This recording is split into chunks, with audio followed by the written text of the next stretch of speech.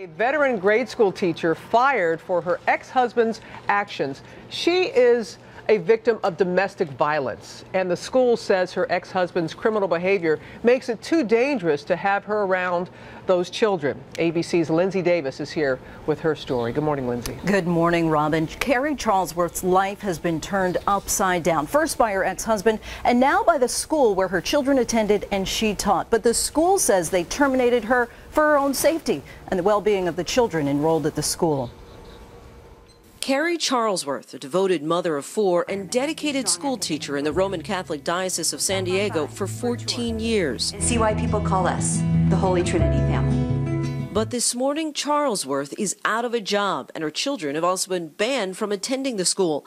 All Charlesworth says, not because of something she did, but because of her ex-husband.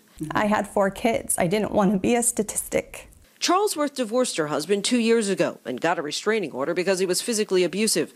Last January, Charlesworth's ex showed up in Holy Trinity's parking lot. The school went into lockdown. The next day, it put Charlesworth and her children on indefinite leave. I've done everything that they tell a victim of domestic violence to do, and yet I still got punished because he made the choice to show up to school that day. The diocese says it won't renew Charlesworth's contract, expressing concern about student safety. The diocese says Charlesworth's ex has a, quote, 20-plus year history of abuse and harassment directed not just at her, but at other women, and that her restraining order was, quote, not a deterrent to him.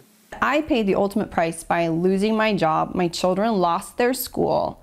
They didn't get to say goodbye to their friends. I wonder, could they have relocated her to another facility? Could they have worked with her to keep that location confidential so that the abuser wouldn't find her there? Charlesworth and her lawyers say they're exploring options for a possible lawsuit against the San Diego diocese. I have my good days and my bad days. Days where I don't know what I'm going to do. I have 4 kids to take care of, and I'm the only one.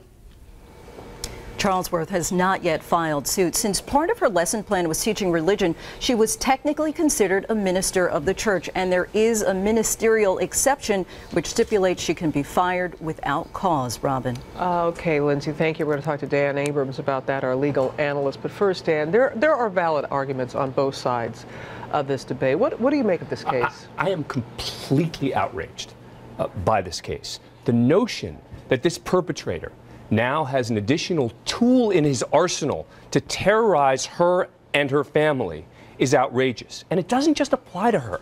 This applies to domestic violence victims around the country. The notion that the perpetrator gets to control it because, hey, he keeps showing up. Great, I'll get her fired. That's another way that he can terrorize her. We have got to figure out a better way to deal with these things rather than firing the person. Now, we heard there in the piece a woman talking about the idea of relocation, confidentiality. You could put her on leave. There are other options here, but the idea that you are keeping her kids out of that school and firing her cannot be the solution.